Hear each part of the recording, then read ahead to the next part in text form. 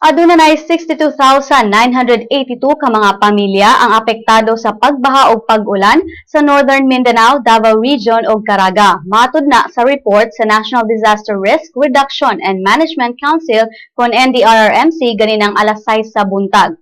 Sa report niini, aduna na sa 24 ka mga tawo ang namatay, samtang 36 ang samdan ug 12 ang missing. As of 11 a.m. karong adlaw, nasigpatan ang low pressure area sa 245 kilometers southeast sa Borongan City, matud sa Pag-asa.